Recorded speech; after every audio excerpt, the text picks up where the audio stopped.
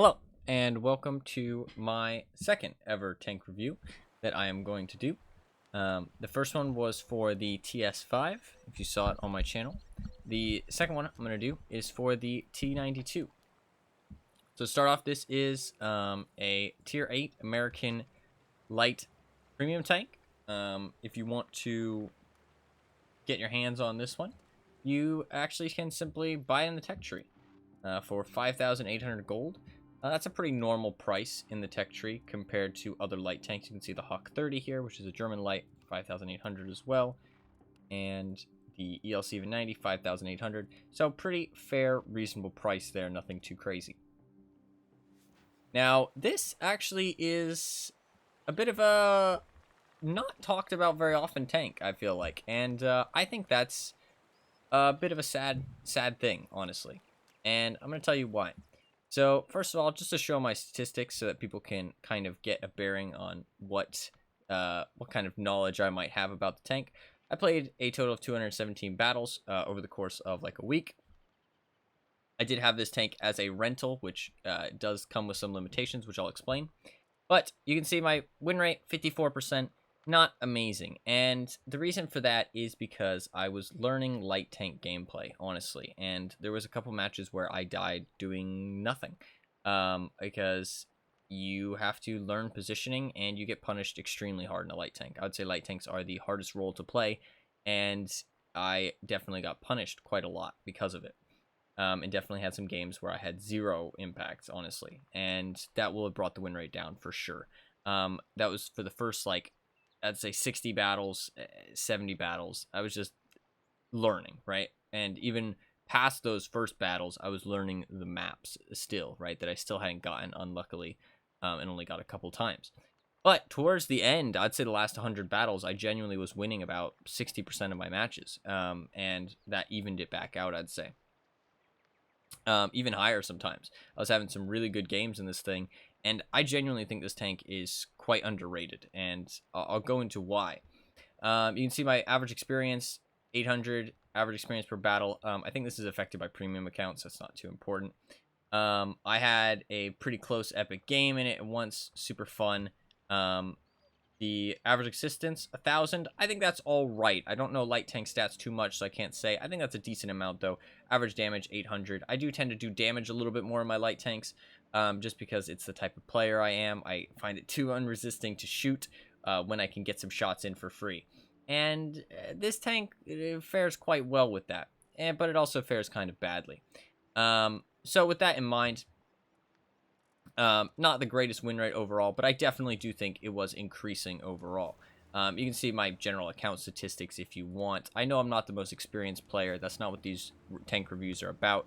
I do it for my own fun, and for somebody who's maybe the same level of player as me or maybe less experienced can get a review from somebody who's not a super experienced player with 60,000 battles played, and somebody who's more humble, you know what I mean, and just is learning the game still. So, this light tank. Obviously, tier 8 light tanks are very competitive. There's a couple very good options, and if you are an experienced player, you know about them. First ones is the EBR-75. It's 100% the next three tanks I'm going to name. They're definitely not lame. Next three tanks I'm going to name: EBR-75, LT-432, and the ELC even 90. I'd say these are the S tier, tier 8 light tanks. I'd say these are the light tanks that have no competition other than each other, but they all kind of serve a different role.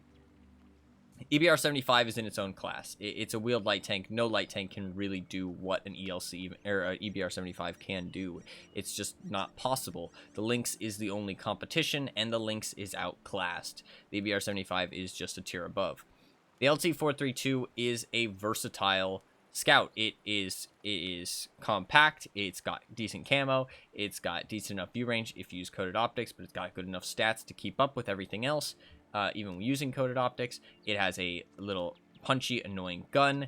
It is like got a little bit of armor. It's got a low profile. It's got everything. It's versatile. It's annoying. It's a cockroach, right? It stays alive. It shoots you from the side flanks. It's annoying as fuck, but it's not the best scout, right? It's a good scout, don't get me wrong, but it's not the reason it excels. It excels because it can do everything. It is so versatile, and it doesn't get punished like other light tanks do as much because of its armor, because of its low profile, right? The next thing is the ELC 90, and this thing is the only one you can easily get a hold of in the tech tree, and this thing is the even more so of a cockroach. This thing sits in a bush and you just can't fucking find it. Its camouflage is insane. It is absolutely absurd. It is the best for its tier. It is the best almost in the game, hands down, for little light tanks, and it can hide in pretty much any bush. It's unrivaled in that area. And it has that little autoloader. It serves a different role than an LT-432, and that's why I think that all three of those tanks deserve to be an S tier. Now, with that said, you might be asking, well, you said this tank is good, but you didn't list it in the S tier. Why is that? I don't think this tank is S tier. I think it's A tier, personally. I would say it's a step below those tanks, 100%. But I do think it's up there, and I think it definitely rivals its competitions, and it is definitely a decent tank that you can do very well in. And I'm going to explain why. So, to start off with, I want to show the base stats of the tank. I didn't previously have it, but I do have Tanks GG. We can look at Tanks GG here. So I have the stats for the T92 popped up. So 2086 DPM. If we look at DPM for light tanks, it is decent. Tier 8 light tanks, it's decent DPM. It's not that bad. 200 is the high end. You can see the LT-432, about the same DPM, right? Now, does it really compete with the LT-432 in DPM? No.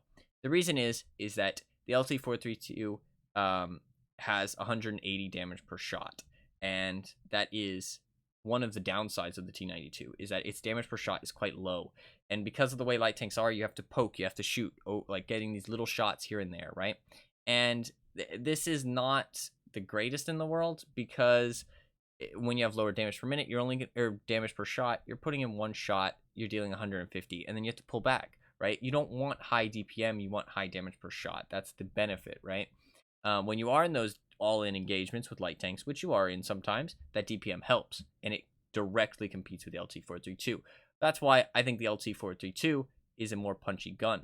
And now, you're going to see a trend, but I'll tell you this now. I think the T92 is a cross between the ELC 90 and the LT-432. I think it's a combination of both of them. It's got the sneaky capacity, but it's also got the versatility, and it's got a lot of aspects of the LT-432. Not all of them, mind you, but a lot of them. And I think it's got a lot of sneakiness that can rival the ELC 90 at times. Not rival where it's better, but rival where it competes. Now, so I've already talked about the DPM. It's good, but it's not great. It's nothing notable, but you'll look at that and you'll be like, that's good light tank DPM at tier 8. 150 damage per shot. This is one of the downsides of the tank. You're going to notice this. It's not going to feel great. It's lackluster. It's going to feel a little lame. The penetration, 189. If I show tier 8 light tanks, 189, it's good. You know what I mean? It's good deep penetration. What I found while playing it is that it did the job when I was shooting people on the side and stuff. I really didn't feel like 189 really let me down, to be honest. It felt nice, and it was decent. Its secondary ammo, however, is heat rounds. You have a 230 pen heat rounds. These are expensive as fuck. When you start firing these, 5,600 shell cost for 150 damage, you start burning credits, and you will lose a lot of money. Do not shoot these, except for when you need to. But tank has a lot of ammo capacity. You can take these for when you're in really bad matchups against tier 10 tanks, and you need to do some side pens that you even need 230. But they have no damage drop-off, which is really nice. Shell velocity is a little low. But the shell velocity on the main shots, 1,200. Quite nice. That is quite nice shell velocity, and you're going to like that. HE rounds, these are trash, in my opinion. I could never really find situations to use these. You get 35 extra damage, but you lose all of your penetration. 38 millimeters, you're basically only going to be able to shoot an ELC even 90 or a Barask or something. Like, you're barely going to be able to shoot anything at tier 8 with these. I honestly don't even recommend bringing any of these. Maybe a couple, just to throw them in there. Maybe you'll get an opportunity to use them, right? You will encounter ELC even 90s a lot, so maybe it's an option. The shell velocity is 900, though, so shooting ELC even 90s on the move is going to be tough, but you're going to be finding ELC even 90s pretty close range in this tank. Don't worry. So the reason the DPM is so good with the damage so low is 4 seconds, 30 or 4.3 second reload time, excuse me. quite fast. You shoot quite rapidly, and you are an annoyance in people's sides. And if you can get into positions where you're flanking people, it doesn't matter that you're dealing a small amount of damage. You're constantly, constantly, constantly shooting them, and they will feel it. And if they ignore you, they will eventually melt because your DPM is good. If they don't ignore you, then you can just reposition because you're quite annoying, and you'll see why. So next, 1.73 aim time. Great aim time. Absolutely great aim time. We got dispersion, 3.6. Not great, but if you look, while that doesn't seem great, 0.36 is not bad. It's not bad at all. Well, apparently it's... Where the fuck? It says 0.38. I'm not sure why that is, to be honest. It says 0.36 here. I think that's because it doesn't... I'm not sure, actually. I think it's because it doesn't calculate quite that the commander is not fully trained or something. Not sure why it's 0.38 there. Well, we'll go off of this stat, because I think this stat's more relevant.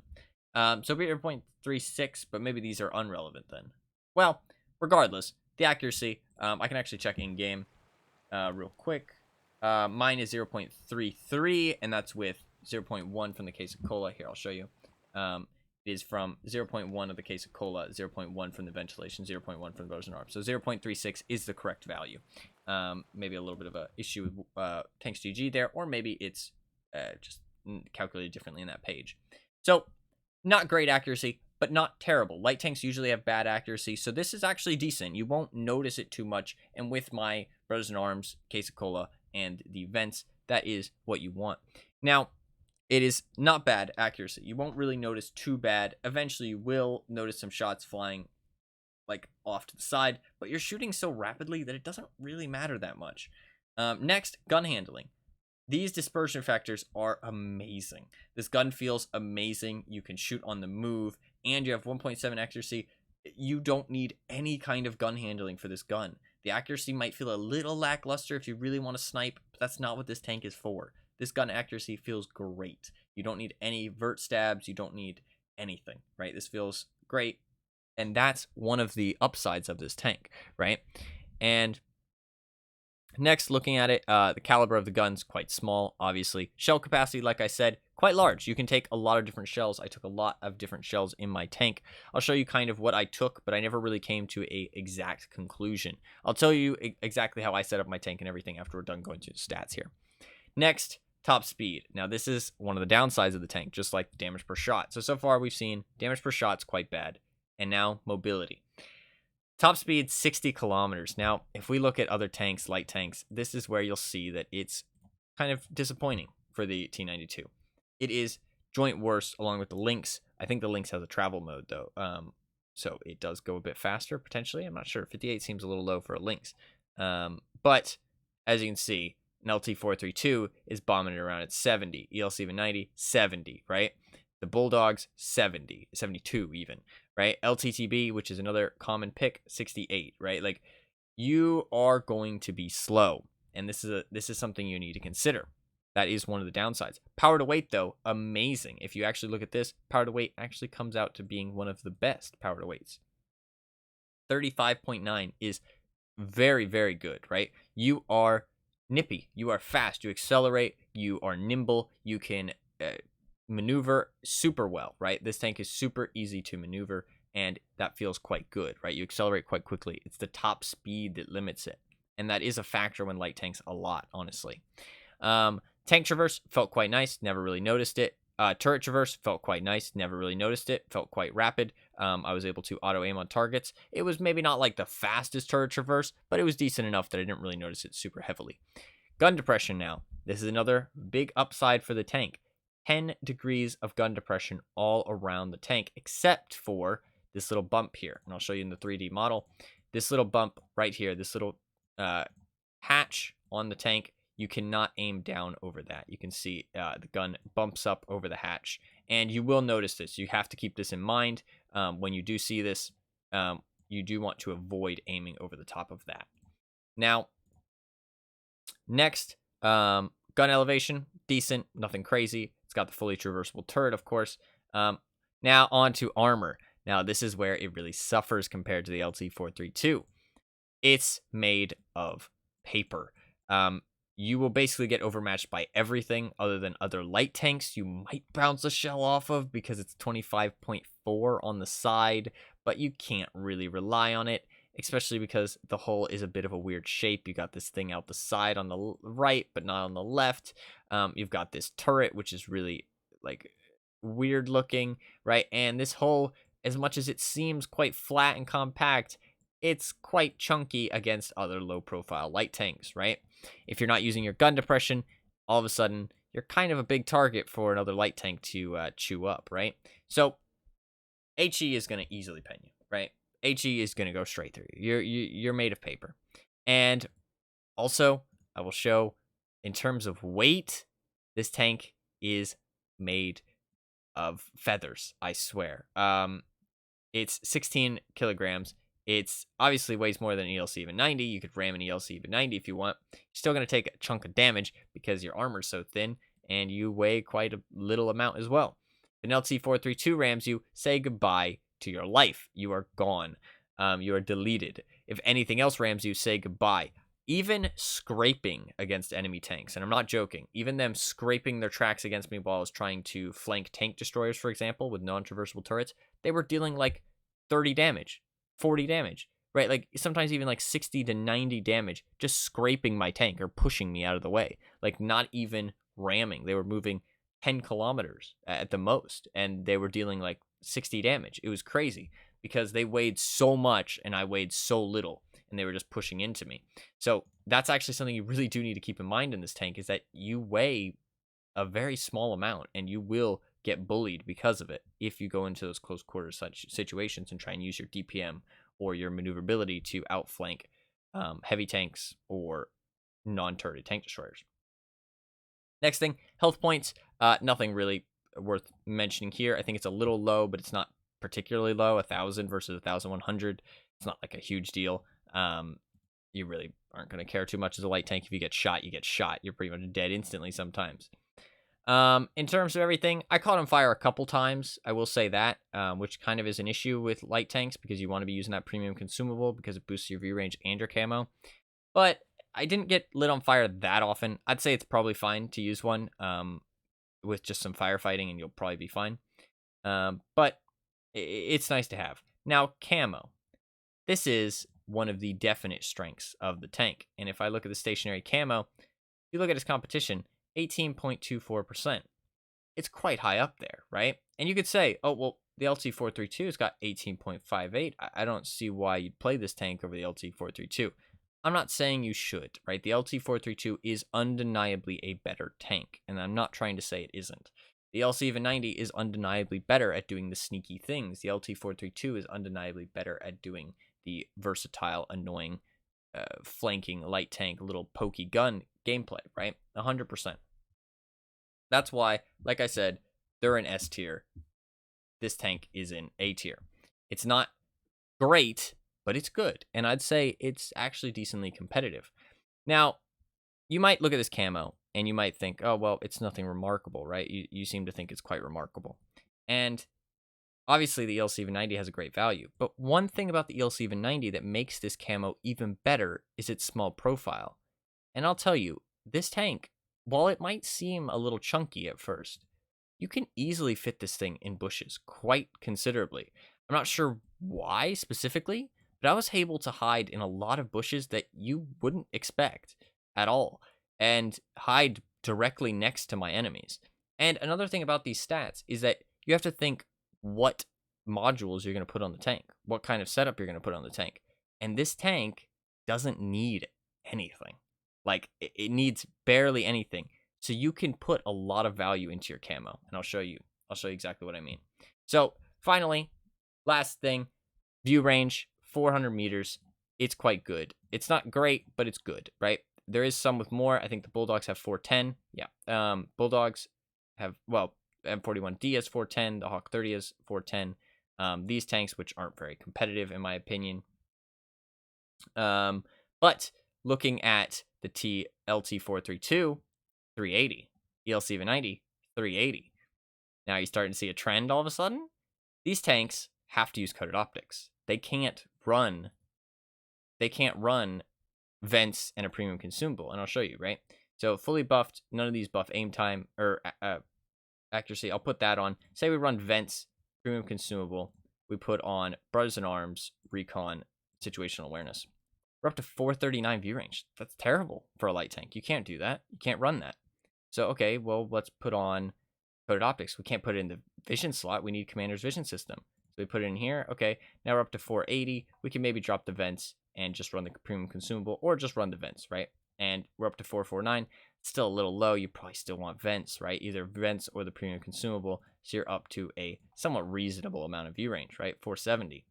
Now, you can also put on the commander's vision system. You have one slot left. What do you put in this last slot? You know what I mean? What do you put?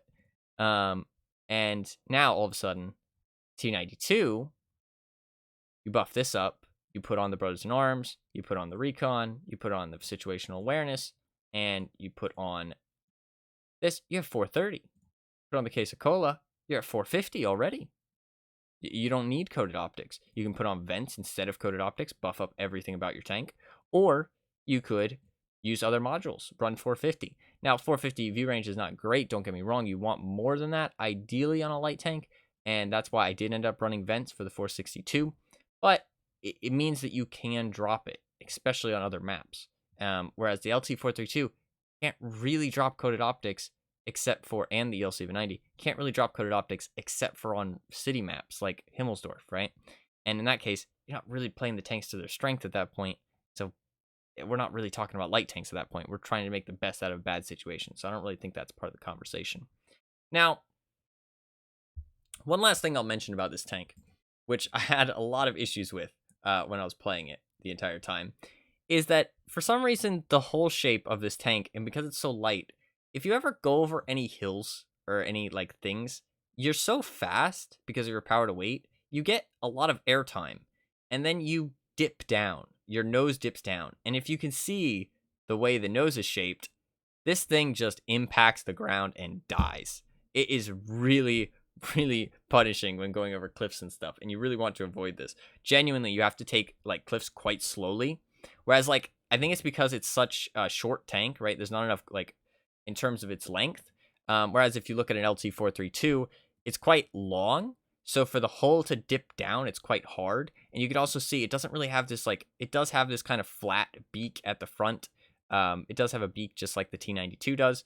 But this beak is like a lot flatter and the tank is a lot shorter, which means that it dips down and just nosedives into the ground. So definitely be careful of that. Another small thing is that when I was playing this tank, a very good strategy is to reverse up to a ridgeline and shoot over the back of your tank, because your acceleration is so fast, you can use it. If you say that this is the ridgeline underneath your gun, look at how little you're exposing of your tank, right? 10 degrees of gun depression. This thing is an annoying little fucker on a ridgeline. It's incredibly annoying, right? Incredibly annoying. And that's exactly what I mean when this tank is versatile and annoying. It is a pain in the ass. You look at the LT432, yeah, 7 degrees of gun depression, fair enough, right? And you are going to be able to peek over a ridgeline, right? Don't get me wrong. And your armor is going to be a lot more effective. Like I said, this is an S tier tank. T92, only A tier, I would say, but it is quite good. And I think that it does have some downsides. Like I said, damage per shot, top speed, right? But there's ways to mitigate this, and I'll show you. So, and also, obviously, no armor. But, so in terms of the field mods, I don't have access to the field mods because I don't have the rental, and I'll show you the game now. So because I had it as a rental, I don't have access to the field mods, which really sucks. And I'll go through each field mod and tell you what I would have taken and how much it would have helped. So, first of all, second set of consumables. I would have probably had a second set where I drop the case of cola just to save me some money, and on city maps where you don't really need the view range, and just say fuck it and just go for a damage setup. Some people like to run the premium consumable the entire time. I only like to run premium consumables when I actually need it for something to swap out my setup, right? Because the premium consumable can enable you to drop coded optics, and that's huge, right? So spending that 10,000 credits means your tank is miles better because you can now run vents instead of coded optics, or a completely different module. Because in my opinion, you need view range enough that you can spot your enemies. So if you don't have to run coded optics and you can run a premium consumable instead of those coded optics, all of a sudden, boom, whole extra equipment slot on your tank for 10,000 credits a match, which is really good. If you buy them on sale, of course, which you always should. Second set, we've got this option. So you can either buff the top forward speed by 2 kilometers or drop the engine power. As we talked about, engine power is amazing on this tank, and it weighs so little. 100% take the top forward speed. It's only 2 kilometers, but it's going to reduce that negative side of the tank, which is the 60 kilometers per hour. And you do notice this negative. You do end up not getting to the important positions as quickly as your enemy light tanks or as some medium tanks that are really fast, right? Next thing, we've got reload time or aiming circle size.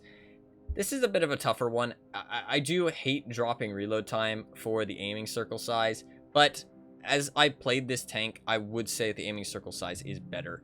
While you are going to get off a lot of shots, your job isn't to get shots, right? It's to be annoying. And while you can be annoying the faster you fire, missing those shots is really punishing. And you're shooting these shots from a ridgeline, not fully aimed, right? Even though your gun handling is amazing, it's not fully aimed, and you're shooting them, pulling back, shooting them, pulling back. It doesn't really matter about the reload time. You're waiting for your opportunities, right? It doesn't matter how fast you can fire. And while all-in engagements, it would be nice to have the DPM, you do not want to get in all engagements in this tank unless you have to, or the enemy's on low health, in which case you probably don't really need the DPM that much. So I would definitely take the accuracy. Next, we have this option, which is minus HE shell and ramming damage. You're seeing a trend. And we're reducing a lot of this tank's weaknesses to the point where maybe it doesn't have as many as it seems. Minus 8% stun duration and 20% to crew protection from injuries. Or you can take some reverse speed. It's a light tank. I don't think reverse speed's that useful. And because, like I said, it has no armor, you can reverse up to ridge lines and then accelerate away from them instead of reversing away from them. So I would definitely take the HE shell and ramming damage 100%. Also, at tier 3, we get the second set of equipment. Now, this one's a bit more tough of an option, and I think that the equipment on this tank is really interesting, and I'll go through that when I get to it. But the second set of equipment would have been only useful for those a bit more brawly light tank maps and a little bit less spotting, if that makes sense. I would have dropped the commander's vision system, probably, for maps that don't have that many bushes, and taken a gun rammer, so that way I could be more of an annoyance on a ridgeline and be more of a threat. The second thing I would definitely take, I don't know, it's actually tough, this one. I would definitely take mobility, I think, because if you do... Well, it depends. It depends what you want to take. If you want to take a turbocharger to buff up that speed, then I think mobility, obviously. If you want to take the no turbocharger, I'd probably say firepower, just to buff up that gun rammer by 1.5%. It's very little, but it's better than nothing from the mobility. So that's the field mods. Do I feel like I was missing out? Oh, you also get 3% whole traverse speed. Do I feel like I was missing out a lot by not having the field mods on this tank? I'd say no. I really don't feel like I was. I don't feel like not having the field mods really made me that much less effective. It would have been nice, don't get me wrong, but I felt okay not having them. I felt like my tank was still quite viable and decent. So, next, first of all, we will talk about the crew. So, you have a commander, which is a radio operator, a gunner, a driver, and a loader. If we look in the tech tree at the Sheridan, I'm almost certain this will be exactly the same crew setup. So if you do want a crew train, you got commander, radio operator, gunner, driver, loader. So if you do like the Sheridan, that is a great way to train up your Sheridan crew. Also for the T49, it is the same thing. Gunner, driver, loader, commander, which is the radio operator. So as you can see, you can easily train up your American crews in this tank. It's quite nice for that, actually, because it does earn extra crew training, extra credits. And in terms of credits, this thing was decent. It wasn't amazing, but it wasn't terrible. I think as long as you don't dip into the heat shells, it's quite nice. You don't really get any opportunity to use the HEs because they're so bad, so that doesn't really supplement your credit gain. And if you do dip into those heat rounds, it's quite painful for your credits, and you do want to be using probably a premium consumable, so that obviously cuts into those credits a little bit. But the regular rounds are quite nice on this tank. The shell velocity is quite nice. Their damage is quite low, so it's not the best credit earner in the world, but it's good. I definitely earned a decent chunk of credits, just not a crazy amount. So talking about the crew that I trained up, disregard my lobster man. I'm not sure what that skin is, but it's just like one of these funny meme skins you can equip in the crew skins. But in terms of the skills, I put in on a 0 perk Brothers in Arms Commander just because I like to have bells and whistles, and if you want to have any bells and whistles on this tank, you're going to need a 0 perk, because you basically need a 4 perk commander to even be competitive, in my opinion, in this tank. So 4 skill commander, you're going to want a 0 perk premium commander, because he's the radio operator, because you need Brothers in Arms, you need situational awareness, you need recon, you need camo. I trained up Mentor because I knew that my rental was about to run out and I wasn't going to play the tank anymore, and I was going to retrain this commander for a different tank anyways, but obviously I wouldn't have taken Mentor. I probably would have taken Firefighting. Eagle Eye would be quite nice on this tank, especially because it's going to be really good with Deadeye, because Deadeye is every shot that you penetrate, and this thing shoots very fast. Sound detection is alright. You are made of paper, so HEs or arty shots do hurt, but with the field mod it would have been a little bit less, so sound detection is kind of an all-meh skill, not super useful because you can just hear the shot already. Call for Vengeance is kind of a meme, but kind of funny. Firefighting is probably the next thing I would have grabbed if I was training seriously for the crew, and I probably would have retrained for Eagle Eye at some point. So next with the gunner, designated target, super nice on light tanks in my opinion. Deadeye, super nice on this tank. I would have definitely retrained for Deadeye and probably designated target, but you don't really need snapshot that much. You do need concealment in my opinion, but you don't really need a premium crew member for this one. Brothers in Arms, concealment, you're fine. Some firefighting if you choose to use the premium consumable. Next, off-road driving's nice, but not really needed. Concealment's obviously nice. Smooth ride's nice, but not really needed. Preventative maintenance, firefighting would have been the next things I trained. I don't think controlled impact's worth the time. Clutch braking's kind of not worth the time either. And lastly, for the gunner, intuition's pointless in my opinion. I just added it on there because I knew, again, I was going to retrain this crew, and my rental was about to run out. I'd say Brothers in Arms concealment, obviously. And then I probably would have taken Safe Stowage and Adrenaline Rush just because, and then Firefighting, or Firefighting first, and then Safe Stowage, Adrenaline Rush eventually, right? Intuition's pretty much useless, in my opinion, because you reload in 4 seconds anyways, so what's the point of switching out for 1 second? It's like 3 seconds less for an entire skill, not worth it, in my opinion. So that's the crew. It's honestly not too stressed. I feel quite competitive with my 4-skill crew, nothing crazy. I felt like I didn't really... The only things I was missing is some bells and whistles and nice little fun things. I do have... I did end up getting my 2 marks excellence. I did have a fun little skin, which the stream ended up calling the Party Pancake, because this tank is quite fun to play with the way it looks, in my opinion. It's quite a visually fun tank. And I honestly really enjoyed playing this tank. And I'll talk about it more at the end, but I really did enjoy this tank. This was fun. So next with my equipment, with my setup, I ended up going for Commander's Vision System, obviously, in the scouting slot, low noise exhaust, and vents. The reason I went for this is because I just wanted kind of an all-around build, and I didn't want anything too specific. I probably could have dropped vents for the gun rammer. I think that I easily could have done that, but I just wanted to keep the vents for that extra view range because I only have 462 or 461.9 or something. With the vents, so I feel like it's a bit low without it, so I kind of wanted to keep the vents. Low noise exhaust is really nice. That's pretty much the only thing I would have dropped out for the gun rammer. That would have maybe been what I dropped out on more competitive maps. But another thing, little nice thing about this tank, and this is something I didn't mention in the stats because it's kind of hard to see in the stats, but look at that camo while firing, for example, right? As you can see, my camo got up to 44.9, which is quite good compared to an ELC even 90 and an LT432. It's just kind of right behind them, and we're on par with the LT432. But look at that camo while firing. 10 camo while firing. That is enough that heavy tanks won't spot you at the edge of the spotting distance, even while you're actively shooting them. And it was honestly kind of wild to be able to shoot kind of like an E25, obviously at very long distances against heavy tanks, and it is tier 8, so people will spot you a lot easier. Medium tanks will still spot you pretty easy if you're like not right on the edge. But it was, I genuinely had quite a few situations once I got my camo fully kitted out where I was able to shoot at things that had bad view range, and they weren't able to spot me at all, even though I was within spotting distance. So that's a little thing on this tank that you don't really think about or don't really realize. So super, super nice in that regard. And it's something that you can kind of take advantage of if you know the enemy has a low amount of view range. The only other thing that I would have thought about running on this tank instead of a gun rammer is a turbocharger, because you could then get that speed up to 67.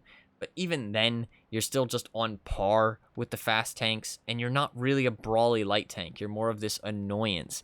Like, you can get up to the hill on Cliff. Yes, turbocharger would be nice for that.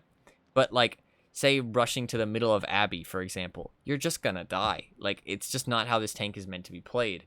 And that is maybe the one situation where I found this tank was a little frustrating, is when I had to brawl other light tanks on those fast, aggressive positions, and I didn't really have an option, because you aren't fit for that. If you fight an LT432 in that example, you're going to put up a good fight because your DPM is quite similar, but you're going to lose if he rams you or if he uses his armor effectively. You're going to end up losing, and it's quite not good in that situation. And that's why I would say it's A tier, because while the LT432 is better in my example, or in my opinion, this thing is still quite good. Now, that is pretty much it for equipment. Like I said, I would drop this setup probably and run a low noise exhaust, maybe a gun rammer or a turbocharger. Maybe that's what I'd run, right? Vents, gun rammer, turbocharger. Or if it is still a map where having the camo be useful, maybe keep the low noise exhaust. I'm not quite sure, honestly. I hadn't really decided. I would need to play around with that a little bit more. You can see my ammo loadout, nothing too crazy. I didn't really like fine-tune it that much. I took quite a few heat rounds because honestly you don't need to shoot that much in this tank, so you have quite a lot of ammo. I took a couple HE rounds. I found very little use for them. I wouldn't say it's really worth having, except for like shooting down buildings maybe, or like resetting a cap, but even then you risk it because your pen's so low. I would say if you're gonna take these, take very few. Even against Artie, it's not really worth it. 35 extra damage for losing that much pen is just not worth it. On Artie's, I honestly, every time I loaded these, I was just disappointed. Next, consumables. I think you run Case of Cola 100%. It ups that camo so amazingly. You can see it ups my camo by a whole 1.5%, and it ups that camo while firing by 0.5%, which is kind of nice. And it ups that view range, which means you don't have to run coated optics, which is really, really nice. So definitely worth running that Case of Cola, I think, on this tank. And small repair kits and stuff are perfectly fine and suitable. And that is about it in terms of how I set up the tank and everything. And I really enjoy this tank. The last thing that I kind of want to do is show you a comparison.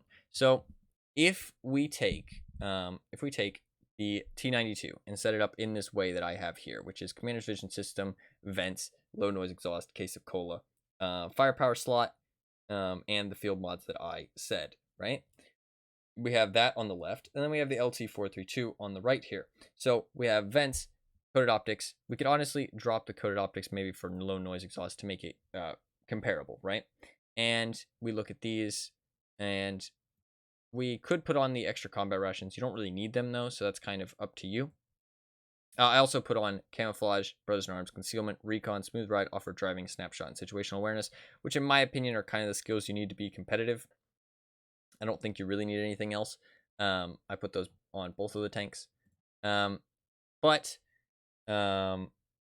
if we do put the premium consumable on this, obviously it will boost it up a little bit. So just to be fair, we'll say that you are a more frivolous player and you're willing to spend it, even though you don't need to, because you do have enough view range. Well, 449, not great. But say you put on extra combat rations and you put on vents, drop the coated optics, all of a sudden view range is 439. You need the coated optics, right? So I'd say it's worth putting the coated optics and then not using the vents. And you could still use the premium consumable. That would put your view range up to 470, which is only 8 more. But if we look at this comparison all of a sudden, you see DPM is comparable, okay? Penetration is slightly better. The LT432 does have 218 AP rounds, but these have 230 heat rounds, which don't lose any damage over distance. You do lose a lot of money when you fire them, but you do have some HE, which are actually pretty decent, 300 damage. But regardless of that, reload time, you reload slightly faster. Again, I'd say that's not a good thing. You'd rather have the high damage per shot. or the higher damage per shot. Gun handling, everything's worse. A lot worse, actually. Well, not a lot worse, but the aim time, decently worse. Accuracy, a little bit worse. All the gun handling, a little bit worse. Gun depression, 3 degrees is actually quite a big deal. It is 10 kilometers faster, and this will be a big thing. It also has similar power to weight, but it also has terrible terrain resistances. I'm not sure how fast this thing feels in practice. I know that it gets to aggressive positions a lot faster than you do. It has 100 extra hit points, but it has comparable camo. Yes, it does have comparable camo and comparable view range. So, as you can see, this thing is probably better at the end of the day. Don't get me wrong. I think this is a better tank. But look at these stats and look at how little of a difference there actually is at the end of the day. It has armor. It has 30 extra damage per shot. It has worse ammo overall. It has slightly worse gun handling. It has 3 degrees less gun depression. The armor is a big thing, though. Don't get me wrong. 10 degrees more miles per hour and 100 extra hit points. And that's about it.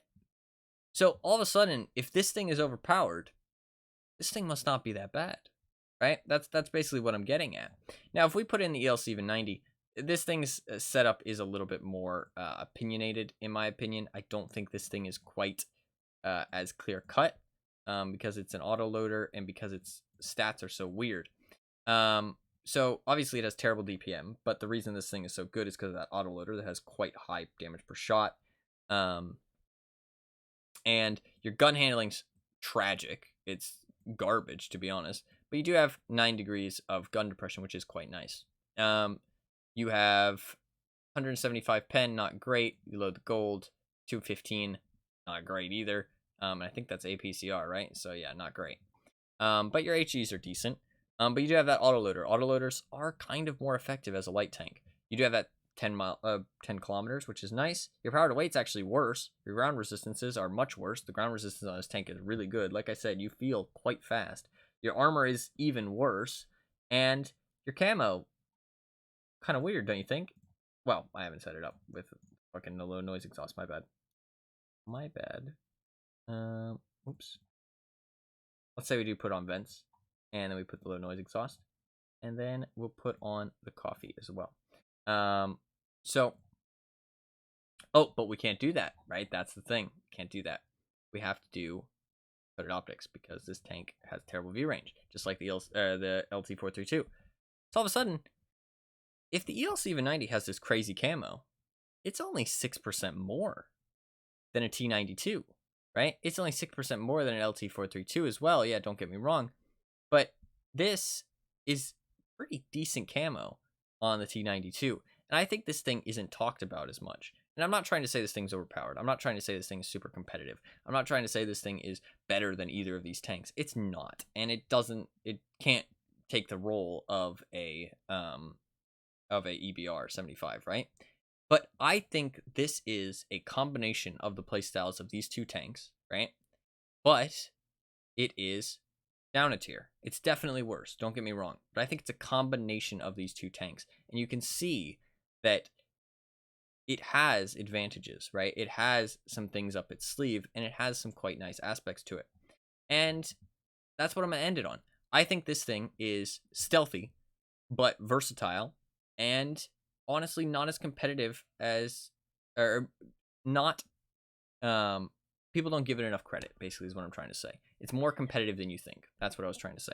So, stealthy, versatile, and more competitive than you think. This is a decently competitive little light tank, and I think if you do want to play this, right, you enjoy the playstyle of the LT432, or you enjoy the ELC EVA90 playstyle of hiding in a bush, being that passive spotter, and then, but you still want more versatile gameplay, this is the tank for you, I would say. This is actually quite a fun one. I had a really good time playing this tank. And ending it off, what I would say about this tank is, your best bet is to be that passive spotter, be that, go into a bush early on, play these small little bushes, be more aggressive when you find openings. This is how I best found success. And be a little annoying fucker on a ridgeline when you can. Put those little 150 damage shots into people, and they might even ignore you. I'm not even joking. They'll think you're doing nothing to them, and they will quickly realize that their health is draining, and they'll need to move. And if they don't move, well then all of a sudden their health is disappearing. You're just melting them because you do have decent damage per minute, comparable to an LT-432. You might not be dealing as much per shot, but it's not about the damage per shot that matters, and this tank taught me that. With a light tank, something that can get into those positions, it's about being annoying. It's about doing that damage no matter how small. Either if they ignore you, they die. If they don't ignore you, then they have to change position because you just keep shooting. They can't fight back against you because you're such a low profile. You have 10 degrees of gun depression on this really flat turret. You have no forehead, basically. And yeah, well, if they shoot you, they probably overmatch and deal damage regardless. It's hard to fucking hit. If I show the tank's GG again and actually look at what the tank looks like over a ridgeline, if you imagine that only your gun is poking over, that's what you have to shoot at, right? Just this top part of the turret.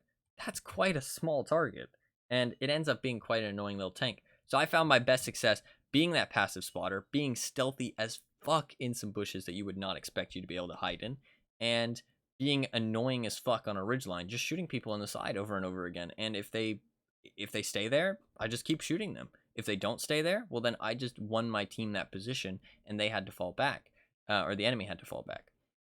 I think this thing is not as respected as it should be as a decent little tank. It's not as good as an LT-432. It's not as good as an ELC even 90, but it's up there. And I would say that this is worth giving a try if you like light tanks, in my opinion, or you want something like an LT-432, but a little bit more sneaky, a little bit more cheeky with where it can hide and the bushes it can hide in, and something like an ELC even 90 where it can hide and be sneaky, but more versatile and not as shoehorned into that one playstyle.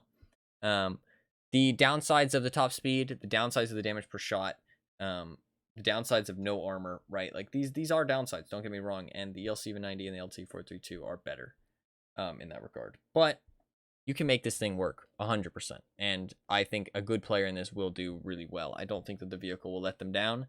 I think that it will do its job for sure. Won't be as good as some other tanks, but it'll do its job, and it'll definitely not let you down, I think. And overall, I had a lot of fun playing this thing. I think that the sneaky gameplay was really fun, but it was fun to be versatile. It was fun to not have to just sit in that bush, and that's the only thing I could do.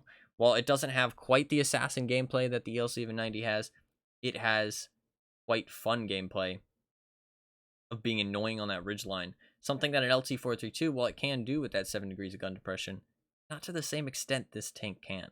So I think it's a good one, and I think you should check this one out. And the fact you can get it in the tech tree is really sick, honestly. I think this is definitely worth picking up if you are looking for a tier 8 light tank that is relatively good. The Hawk 30 I think is decent as well, but I don't know. Can't really speak on that one. And then obviously you do have the ELC even 90, but I think the ELC even 90 is kind of a one-trick kind of playstyle, and if you don't like it, then you're going to want to look for something else. Whereas this thing, a little bit more versatile, and you can make some plays with it. The one thing that I definitely saw as a downside was the top speed and fighting other light tanks for early aggressive positions, in terms of like brawling them, not in terms of spotting. In terms of spotting, this thing actually did quite well in the early game positions. Against an ELC even 90 is pretty much the only time I had issues. Basically, no other light tank outspotted me other than ELC even 90s. Everything else I was on pretty even footing with and never really found a disadvantage. And the advantage is that you can hide in some really fucking small bushes, and they can't. So, definitely worth giving this one a look, in my opinion. And that is going to be it. I know that this has been a long video, but I really enjoyed this tank, and I wanted to give it its fair shout because I don't feel like people do. Its win rate, if I look at Tomato GG, is quite low. It might be because it has gotten a lot of rentals recently, and maybe that's why. That's the only thing I can think. Let's see. So out of all of the light tanks, it is bottom half with 47.69%. Nice.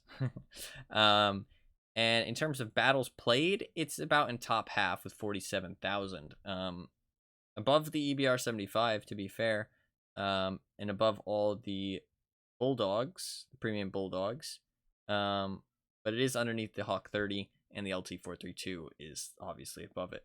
That's 3 times the amount of battles played, and the ELC V90, 421,000 battles played. The thing is insane. But 47.69%, I think that's really not fair to how strong this tank is, and I think this tank deserves a higher win rate than that. And I think maybe it's being weighed down by people who are getting the rentals and don't really know what they're doing and dying, because light tank gameplay can be quite punishing. But I don't know. Maybe that's just my guess. But overall, I really enjoy this tank, and I definitely recommend checking it out. It helped me learn light tank gameplay quite a lot. While I still got punished, I think you'd get punished less than an LT432, and you'd probably learn a lot easier. I think this thing was fun because I got to make some pretty cool plays. I got to play in some pretty sneaky ways, which you're not always able to do in some, more chunky light tanks. But yeah, that's going to be about it. I know this has been a long video, but hopefully you enjoyed this review of the T92. I think this one deserved a fair shout and a fair long video. I will be reviewing more tanks in the future, so if you want to see that, definitely subscribe to the channel. You can check out any future reviews that I do. And yeah, thank you very much for watching. I hope you enjoyed. I hope maybe you got some knowledge out of this. Hopefully maybe you got some info. Hope maybe you're interested in checking this tank out and you go and pick one up for yourself. 5,800 gold is pretty cheap, and it's nice to be able to get it straight in the tech tree. I definitely will be picking one up of these once I save up enough gold. But yeah, thank you guys very much for watching. I hope you enjoyed, and hope you have a great day. Peace.